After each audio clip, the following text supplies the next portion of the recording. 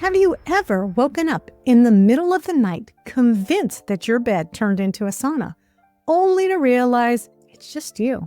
Trust me, I've been there. Well, get excited because today I'm chatting with Carin, the founder of Hot, or Is It Just Me? And she's here to show us that perimenopause and menopause aren't the end of the party. They're just a start of something new. Stick around because by the end of this episode, you'll learn simple ways to trade those late night sweats for solid, refreshing snooze. Ready to dive in? Carin, welcome to Create the Best Me. This is an honor to have you on the show. Oh, hi, Carin. It's so great to be here with you. So, before we begin to talk about what we are going to talk about, could you please tell us a little bit about yourself, your background, and then is it hot or just me? Sure. Oh, well, thank you for that. I call this my third act in life. I'm 47. I've had the benefit of having a few careers and businesses before. So my first one was I was a graphic designer and creative director for almost 17 years. And I worked for major media companies and then to Silicon Valley tech startups here in California. And I found myself a little disenchanted after so long of staring at computer screens, designing things so that other people could stare at their screens all day long. And I knew that's not what I wanted to leave behind in this world as my legacy. So I was going through a divorce at that time as well. And so it really shook up my identity and who I was without this person and where I was unhappy. And I realized I was finding happiness over sharing a glass of whiskey with people. I would sit down and go slow and have these moments of connection. And I thought, that's what I want to leave behind. And so I decided to start a Scotch whiskey brand. And it's called Sia. And that made me the first woman in history to ever create a Scotch whiskey brand and the first Hispanic person to do so as well. And the brand grew to success and eventually was acquired. And I found myself with a little extra time on my hands while my kids are in school, lots of horsepower left and, gas in the tank. So I said, what's my third act going to be? And it was around my early 40s when it was this question that I kept asking myself and pretty much everyone around me, is it hot or is it just me? And so that led me to realize first that it was mostly just me and also that I was deep into perimenopause. And I had other symptoms that followed like brain fog, anxiety, hair loss, all kinds of stuff. And my doctors really weren't so helpful. And HRT wasn't quite an option for me yet. So I started surrounding myself with these incredible products and services that have really made a big difference in my life and the people around me. So I decided to start Hot or Just Me, which is a resource for women in perimenopause and menopause to find the products and solutions that they need. And I think that's so inspiring. And I say it's inspiring because people look at someone like you. You are beautiful. You look young. And here you are talking about perimenopause and menopause, which is something that people are like, what the heck is she talking about that? She's too young.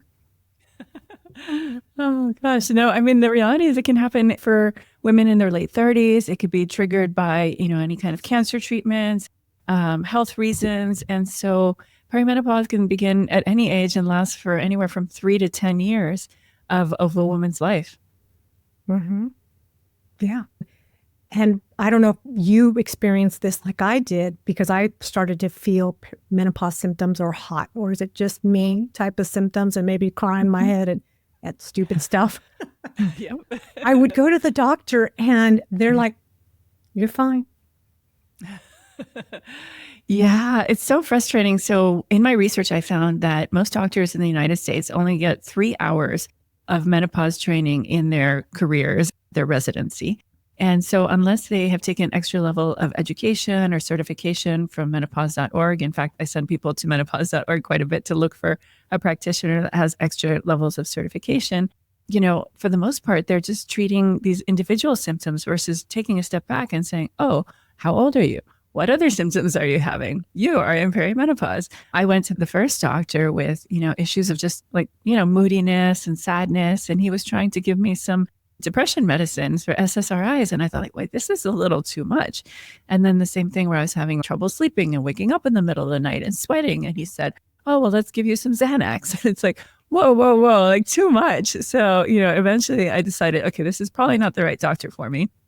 And then eventually found a woman doctor who was older, who had been through menopause and who was still practicing.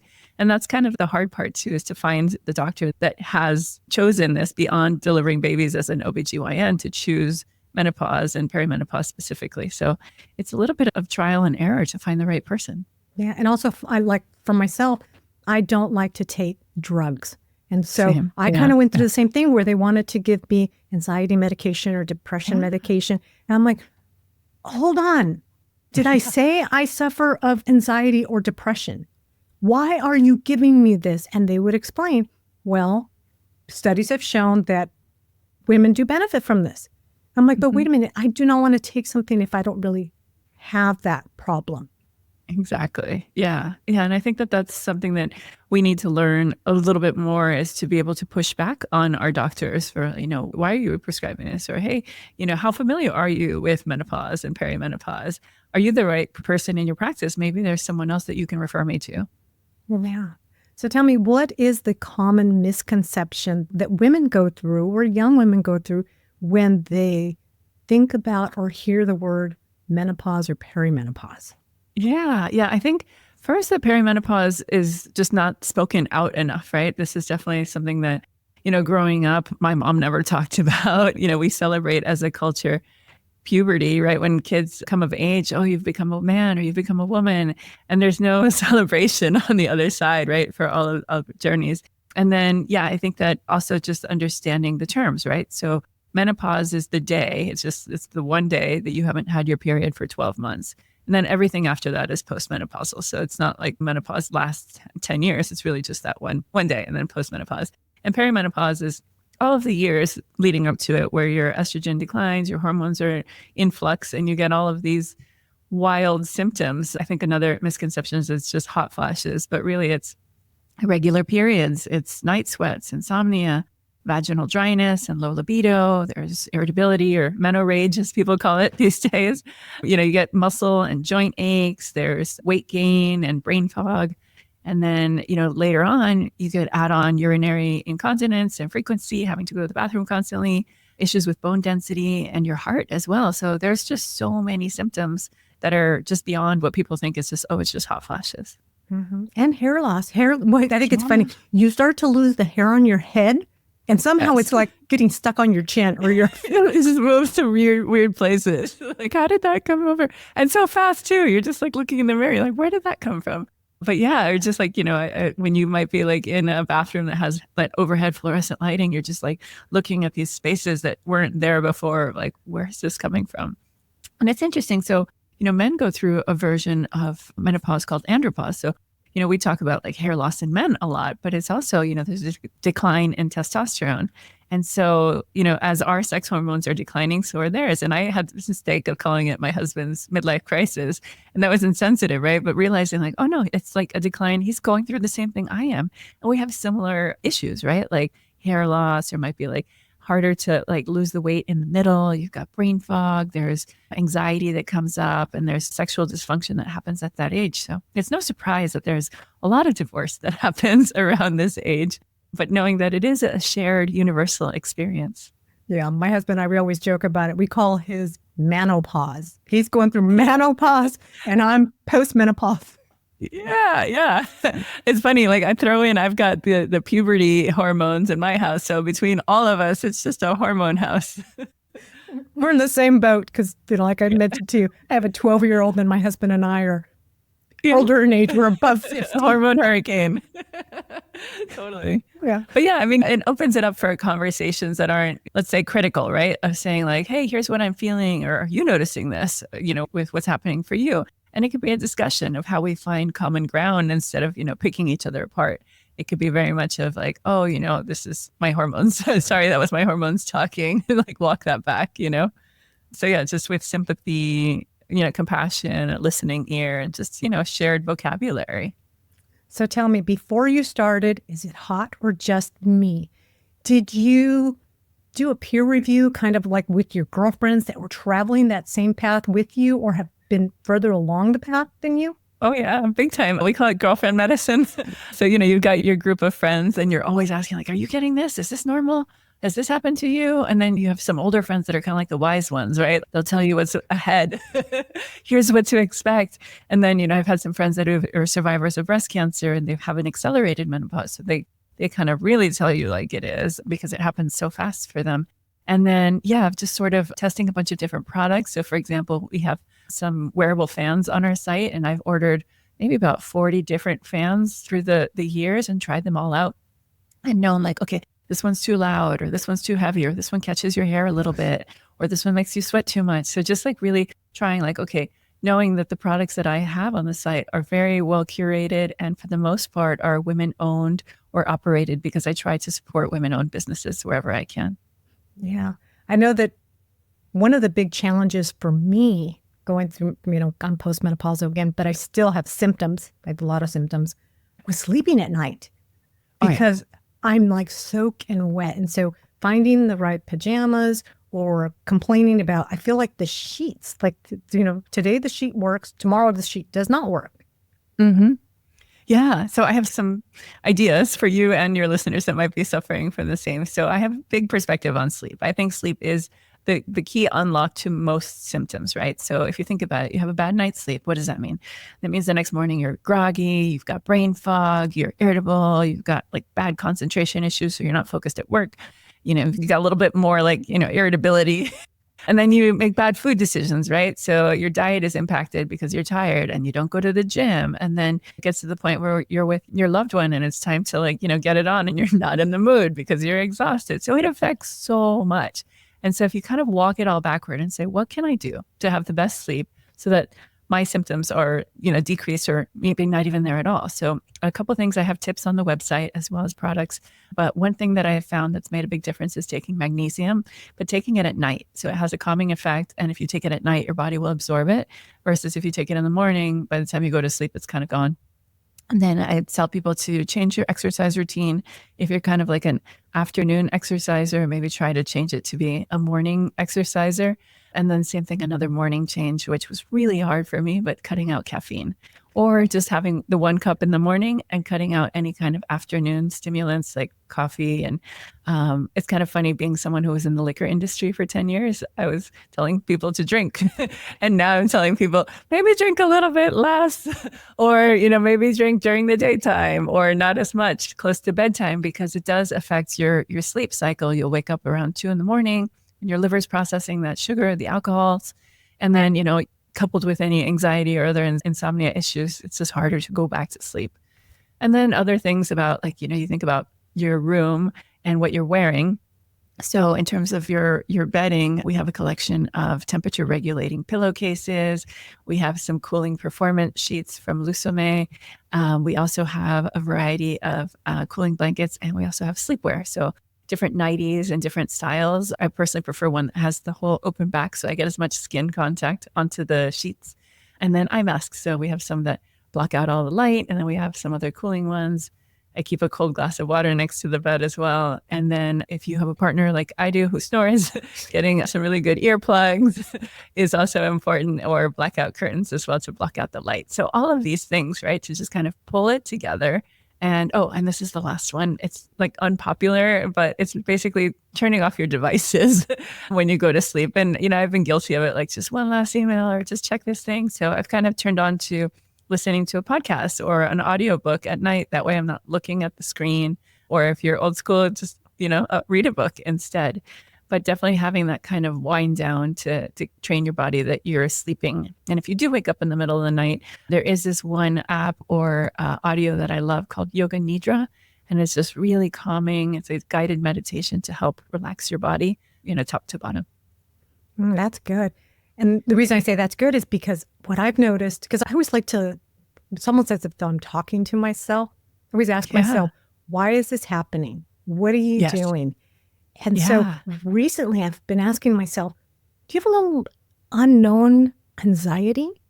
And what can you do to, reduce some of that anxiety? Mm-hmm. Yeah. I've later in life. So I was never someone who meditated a lot. I always thought I was doing it wrong. And growing up in a Latina household, like we never talked about meditation, but it was very much something that I discovered later in life. And I always thought, oh, everyone's meditating, I should do that. And then I would try, but then, the chatter in your head, like I'm doing it wrong, or it's not quiet enough, or, oh, I'm thinking about this. So how do I get back? And then I discovered something called transcendental meditation. And it's made a huge difference in my life, where a lot of it is just knowing that there is no wrong way to meditate, right? That the thoughts that come up is your mind processing the stress and letting it go. And it can, it has a place there and then it can leave. And so just sort of really learning acceptance around my meditation practice and making time for it. So just scheduling it in the calendar and having those 20 minutes every day. It's really changed things when I do have those moments of anxiety. And then, I've had moments where I've even had a panic attack. This happened later in life where I was like, what is this? My heart was racing and I was sweating and I was like, I don't understand. Am I having a heart attack? Like I was freaking out. And then in hindsight, I realized, okay, I looked up, all the things. And sure enough, I was dehydrated. I hadn't slept well the night before. I was seeing something that had a lot of like visual stimulus. And so it was like strobe effect light. And I thought like, oh my gosh, I've just induced myself into a panic attack. So now when I feel my heart racing again, like I recognize it, I do some box breathing. I try to like, look at like a plain white wall or just something that like has taken me out of whatever situation is causing that. But just trying to even just call out the feelings, like with my kids, especially when they're like getting me frustrated, I'll be like, hey, I'm getting frustrated.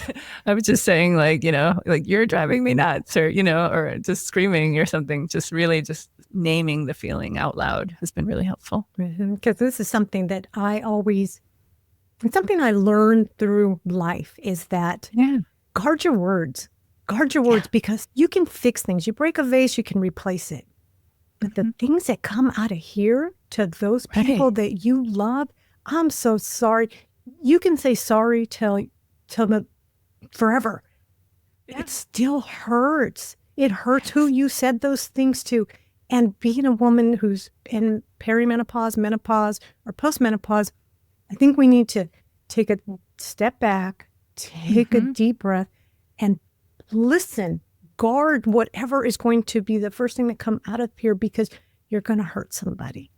And you can't take that back. Let me see if I could just find it real quick, because it's really great. It's a quote from Viktor Frankl, and the quote is, between stimulus and response, there is a space. In that space is our power to choose our response. In our response lies our growth and our freedom. And I just thought that's so amazing, of just like, when you just have that minute of reflection in between what's going on and how you're going to react, is like a world of possibility. Mm-hmm. I mean, because that's what I've always told my husband when we first got married. I said, you have to remember, I'm your wife. I'm the person you chose that you're going to spend the rest of your life with. You made that commitment. And so if you want to continue to nourish this relationship, there's going to be times where you're going to get upset. I'm going to get upset. But we have to think very carefully as to what is coming out of our mouth, because sorries, flowers, gifts, it won't soothe that. You can't fix that. And how we make a request or how we ask for something, because we all hear so many criticisms all day long, and the criticisms is the beginning of the end, right?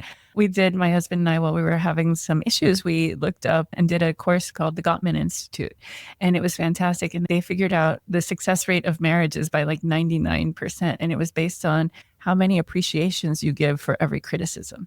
And so the magic number is 20-1. So you have to offset. I know it's crazy. How many things are kind of deposits in the emotional bank account that like make you feel okay when something is critical. You can let that go because you've been appreciated so many times. And so it's important to do it both ways, right? Mm-hmm. And then, in the morning, having these moments of connection when you leave for the day, when you return, and before bed, like things that you appreciate about the person, and not just what they did, but their characteristic in doing that. Mm-hmm. And I think this is something that is pretty common, especially, you and I are kind of in the same cycle where we're married to somebody who is also going through their transition. Yeah. And a lot of times people tend to struggle with libido. Do you have products that will help people connect with their partner or spouse? I do. So funny enough, we also have tips on that as well. I try to balance it out with just, some non-products and also products. So on the site, we do have moisturizers, both water-based and oil-based. We have vibrators as well. And then a collection of tips in terms of pelvic floor exercises to increase blood flow and enhance your sexual function. It's important to stay hydrated and keep your inside of your body healthy and your tissues moisturized. And then this is one that I share quite a bit. So the program I just discussed, the Gottman Institute, they also make an app. And the app is called Love Decks, I believe. And there are questions that you can ask each other. And, I always say the mind is the most important sexual organ, right? And if you can have that connection with your partner, and sometimes you're like, oh, all we talk about is the kids or all we talk about is work, so it's really beautiful because they're conversation starters that are, about your dreams and your goals and your interests and your passions. And then they have a series called the salsa deck, right? And so it's a mild, medium, and spicy questions that you can ask your partner. And, that way you can just start to understand each other again because, who we are has changed over time. What turns us on has changed. And then there's 2 other apps that I listed on the site. They are audio erotica apps. So I have a hard time around watching any kind of visual porn or anything like that because I feel, uncomfortable, or I feel like, oh, I can't, my body doesn't look like that, or I can't do what she's doing. And so for me, what's really beautiful about these audio stories is that, there's some self-pleasuring versions, but there's also some stories. And I might not be in the mood, but I'll be like, well, let's just put on a story and hear it. And then eventually, you kind of get excited. And so what's beautiful about it is it's your imagination and it's what's happening in your mind and what you think this person looks like in the fantasy versus what you're seeing on a screen. And then, it kind of gets your mind out of the way because sometimes I think, you think, oh, I'm too tired, or, oh, I don't feel clean, or I don't really want to. And so, if you just get your mind out of it for a second and just let yourself go into a story, you're like, well, all I'm doing is listening to a story. There's no big commit here. And then, 9 times out of 10, you kind of get in the mood. So I really like those. Yeah. Well, Carin, it might be because you and I came from a Hispanic household. And when you come from a Hispanic household, when those type of scenes, when you were a child, they came up, you better turn your head. Oh, yeah. Yeah, exactly. I don't even know if I was ever allowed to see an R-rated movie until I was and I went to a private Catholic high school. So it was the blinders on, your whole life. And so all of a sudden you I think almost swing the other way and have a sexual awakening when you're in college or post-college. Yeah. Mm-hmm. And what kind of new products do you think you're going to be bringing in the future? Oh, thank you for asking. So because we were just starting out, I wanted to make sure that there was an interest in the business before I kind of went too far. So the categories that we launched with were hot flashes and night sweats, vaginal dryness and low libido, insomnia and fatigue, hair and skin changes, and we have a bookstore and gift shop. And then we also have bundles. So I put products together based on, keep it spicy, or the stay cool and calm, or welcome to the club that has, some books and a gift card and whatnot. And so with time over the next few months, I'll be launching some more categories. So anxiety, mood changes and irritability, urinary incontinence, brain fog and concentration, and irregular and heavy periods. Mm-hmm. I have a question to ask you. So when you started putting your products together, did you consult with any of your friends to say, hey, what would you think about this or that? Oh, yeah. Yeah. And continue to, and also customers, and get recommendations from everyone, right? And so there's definitely things that come up more and more. And if I've heard about it a few times, then I'll look into it. And then what's been really interesting too, is because it's a community of entrepreneurs that are in the health and wellness and menopause and perimenopause space, we all kind of know each other now. There's a collective of about 100 of us that have different products and services, and we have a monthly meeting. And then, we have referred other business and other products to each other because someone may have done, a campaign, a social media event, something in person with another brand. And so it's almost by way of referrals. It's been really beautiful to see how it opens up. And yeah, it's just women supporting women. So it's been great. And then on the same vein, right now, I'm trying to figure out how can I create this as a brand that gives back. So with Sia, my previous business, I had a hard time raising money as a female entrepreneur and Hispanic. And so, there's money that goes to a lot of venture capital, but not so much for small businesses. And so I realized I wanted the brand to be something that gives back. And so every year I tally up how much I could afford to give to minority entrepreneurs. So the first year was like $100. And the second year was like $200. And then as the brand grew and grew, I set up a grant program. And eventually we were able to give $250,000 in the form of grants to small business owners. So $10,000 grants, no loans attached, just, money to help start and launch your businesses. And then I also mentored 35 entrepreneurs for 6 months each, where I was able to help them with resources and advice and support. And then they would build communities amongst themselves. So it was really beautiful. And so when I started Hot or Just Me, I wanted to do the same. And so my goal is to give a portion of our sales to period.org, which helps give menstrual products to young girls. And this helps them primarily to focus on their education so that their periods don't get in the way of them going to school or the money being a barrier for them to get what they need. And then on the other side of the spectrum, as we age, menopause in the workplace is an initiative I want to dedicate time and resources to as well. Yeah. And I think that's very important. The period.com, because I think we take for granted how expensive those products can be when you don't have money. Yep. And on the other end, on how many women actually leave the workforce because menopause gets in the way or perimenopause gets in the way. Yeah. And I mean, everything from, there's enough like aging stigma for women in the workplace. I see it in tech a lot, which is so unfortunate because we have so much experience and wisdom and gravitas to bring to businesses that gets overlooked. So there's that, but then also even from, having the right setup for your workplace. So maybe it's temperature regulating areas for your hot flashes. Maybe it's, if you're a uniform job, something that's a little bit more breathable or layered so that you're not affected by your hot flashes, or just like a safe space to like take a break when you need it, when you're having anxiety or just, having some of those mood changes that come along with this time. Yeah.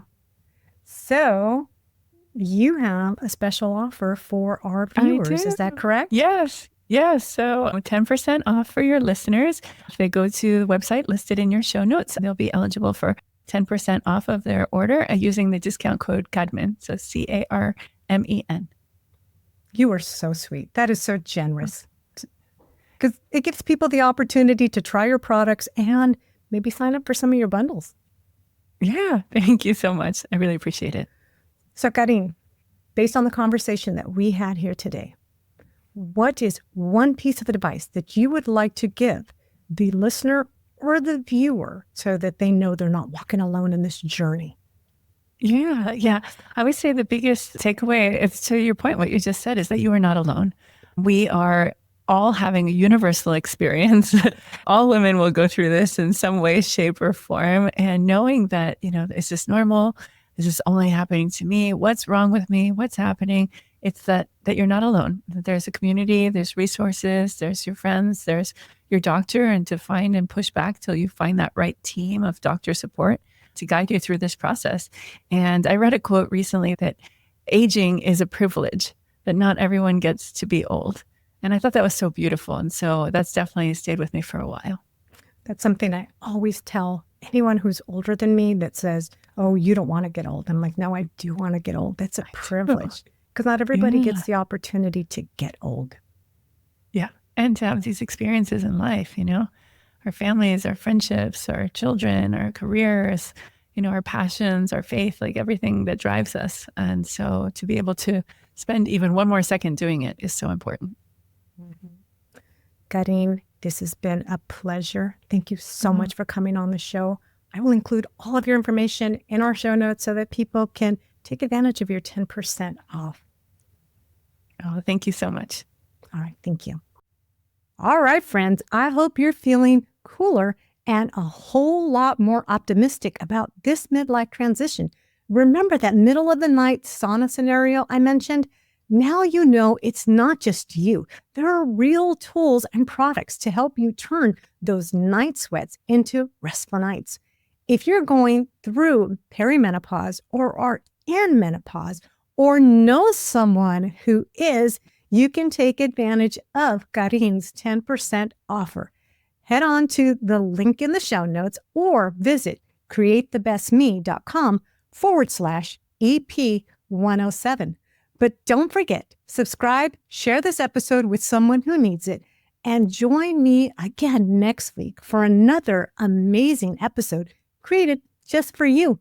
Until then, keep dreaming big, take care of yourself, and remember, you are beautiful, strong, and capable of creating the best version of yourself. Thank you for watching. Catch you next week. Bye for now.